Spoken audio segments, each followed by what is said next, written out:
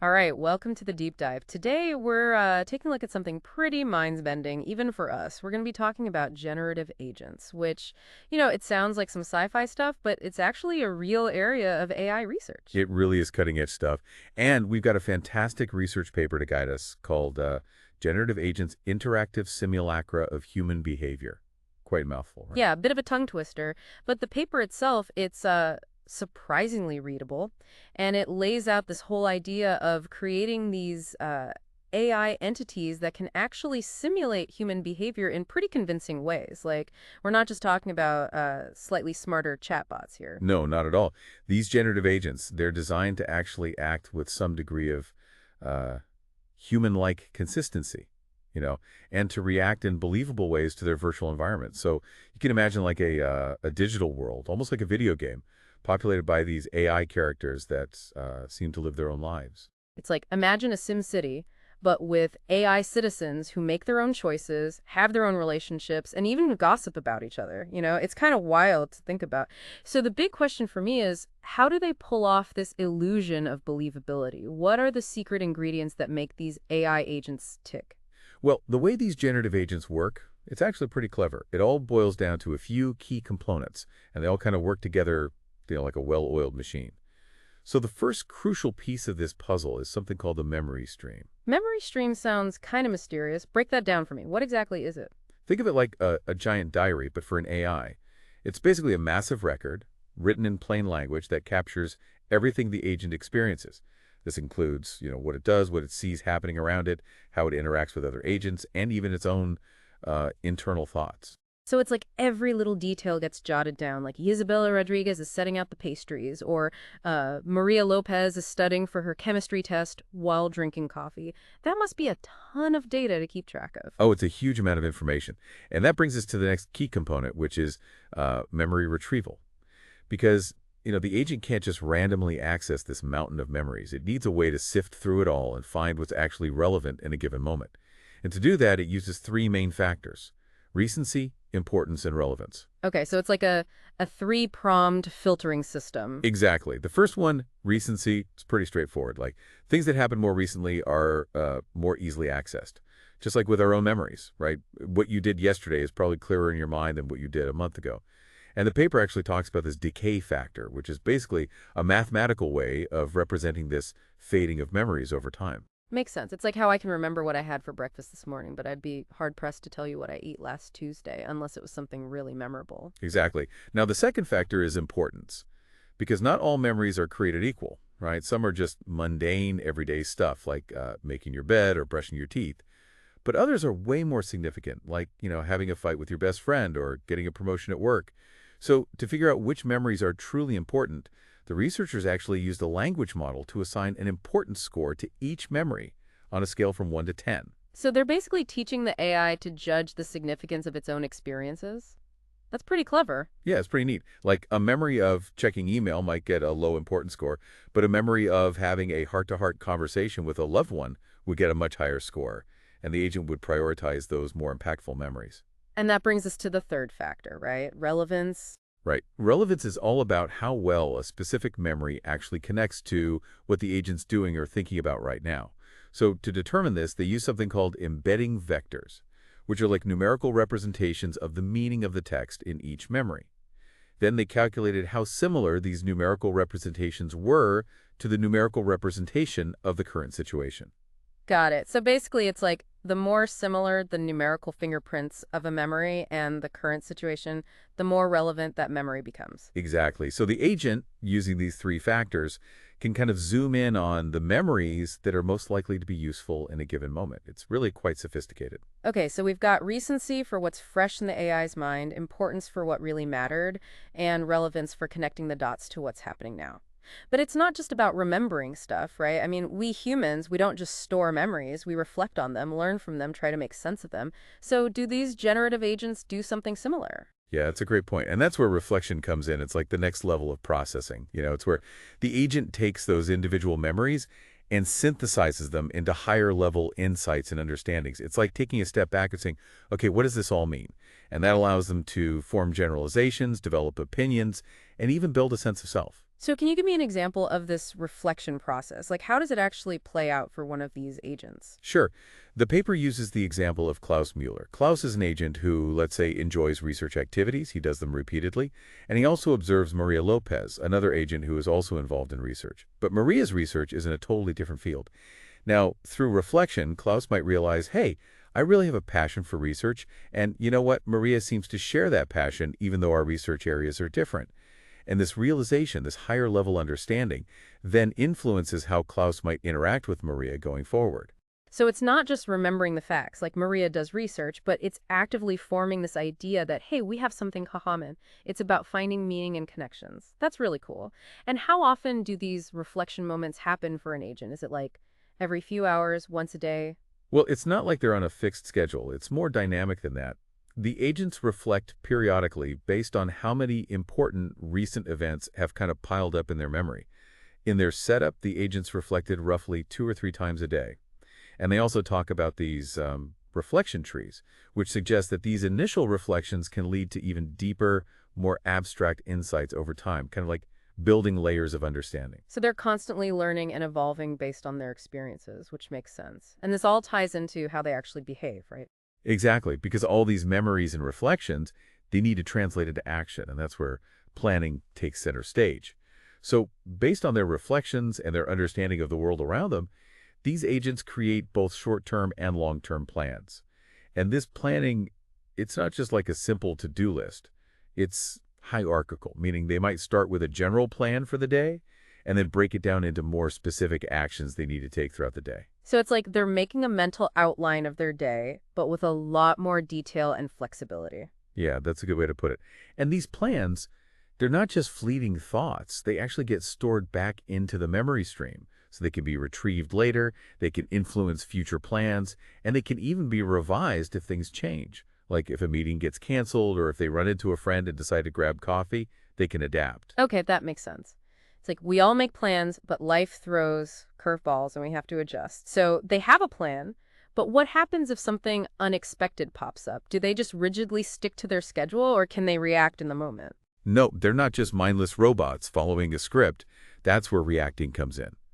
So these agents, they're constantly observing their virtual environment. And based on what they see happening and their existing plans, they decide whether to stick with what they were doing or react to something new. Like, imagine John is on his way to the library, but he sees his friend Eddie gardening in his yard. This new information might make John decide, hey, you know what? I'm going to put my library trip on hold and go chat with Eddie instead. So it's dynamic. Their plans can change based on real-time observations and their understanding of the situation. And when they do interact with each other, how do they actually communicate? Like, is it just lines of code or is it more like, human conversation? It's actually closer to human conversation. They communicate using natural language, just like we're doing now. And when they talk to each other, they draw upon their memories of each other, their shared experience, the current situation, and even the history of their conversation. All of that information gets used to generate their responses, so it feels natural and consistent with their personality. So it's like they're not just spitting out pre-programmed phrases, they're actually trying to engage in meaningful dialogue. That's really impressive. So to test all of this, the researchers created a virtual world, right? They called it Smallville. Tell me about that. Yeah, Smallville, it's a simulated environment, kind of like The Sims, but with these generative agents as the residents.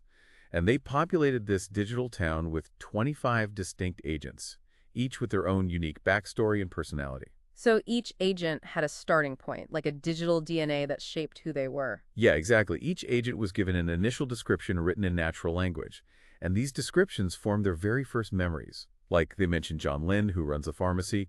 His description included details about his job, his family, his relationships with people in the neighborhood, all described in simple phrases. And these descriptions then shaped how these agents would act in Smallville. It was like setting the stage for their virtual lives. Exactly. And as these agents went about their virtual days, their actions within Smallville were also expressed in natural language, like Isabella Rodriguez is watering her plants, or Tom Moreno is reading a book. And these actions were visually represented in the game world, often using emojis that appeared above their characters. Emojis, so like a little watering can emoji above Isabella when she's tending to her garden. Yep, exactly like that. It's a simple way to see what everyone's up to at a glance. And they could interact using full natural language conversations, too. So they're walking around doing their thing, and then they bump into each other and start chatting, just like in a real town. Precisely. And their conversations weren't just random. They were based on their stored memories, their relationships, and their current situation.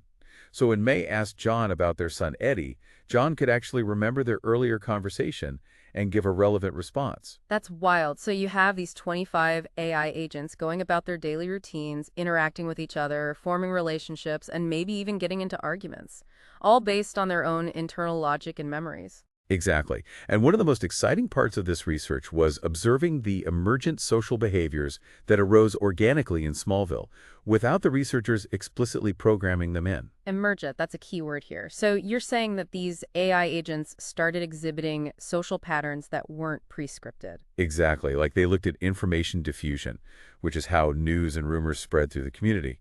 They tracked how Sam's announcement that he was running for mayor and Isabella's plan for a Valentine's Day party were shared through conversations between the agents. So it's like a digital version of word of mouth. Exactly. One agent tells another, who tells another, and so on. And the researchers actually checked the memory streams of the agents to confirm that this information was spreading organically. That's incredible. So it's not just individuals acting in isolation. They're forming a real social network with all the complexities that come with it. Right. And another fascinating area they looked at was relationship memory, which is basically the agent's ability to form and remember connections with each other. And they found that these relationships actually developed over time, leading to new connections and a more interconnected social fabric within Smallville. So it's not just about exchanging information. It's about building social bonds, remembering shared experiences, and forming those connections that make a community feel real.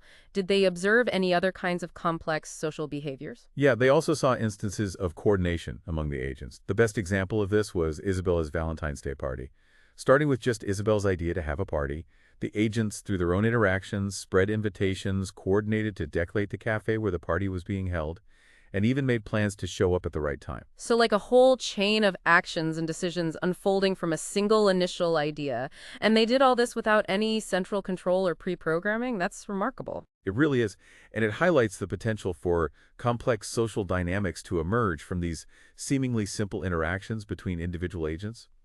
But, it wasn't all perfect. They definitely ran into some limitations and unexpected behaviors along the way. Yeah, I'd have to ask. It sounds almost too good to be true. So what were some of the hiccups they encountered? Well, they did a formal evaluation and believability assessment, which involved controlled interviews with the agents, asking them about their memories, their plans, their understanding of the world.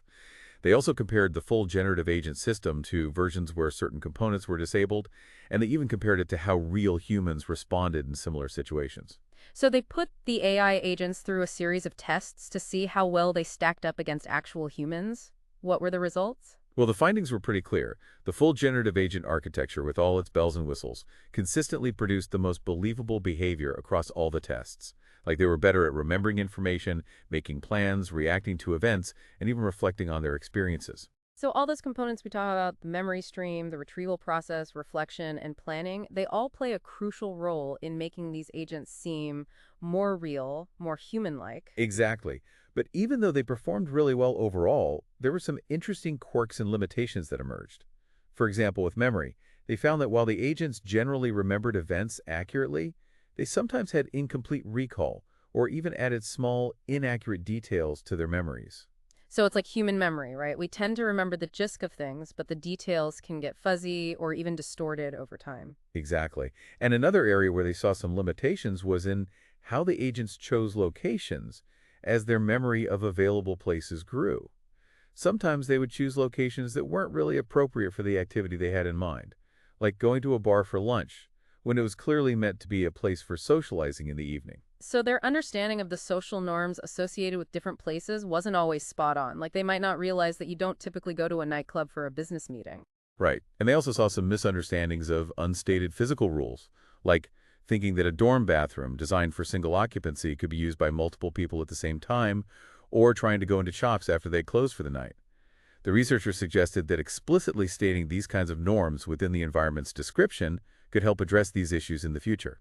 Makes sense. It's like if you don't tell them the rules of the game, they might make some interesting assumptions. Exactly. And the last point they raised was that the agents tended to be overly polite and cooperative in their interactions, probably because of how the underlying language models were trained.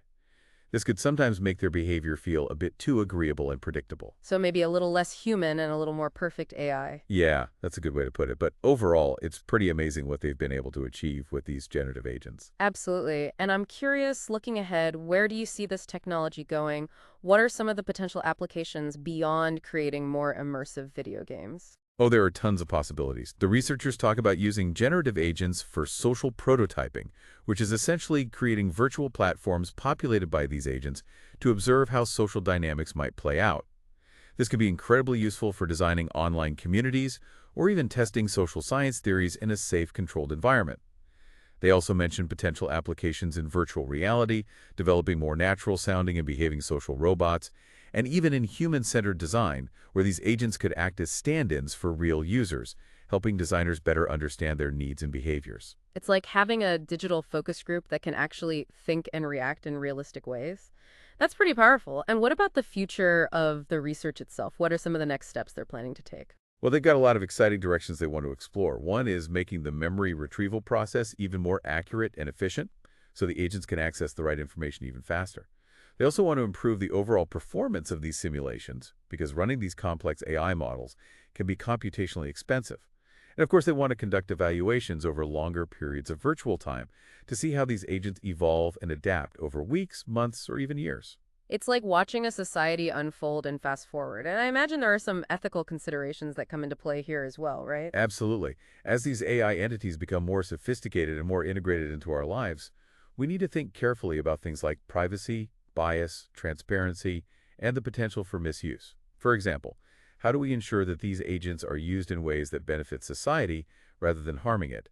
And how do we prevent them from perpetuating or even amplifying existing social inequalities?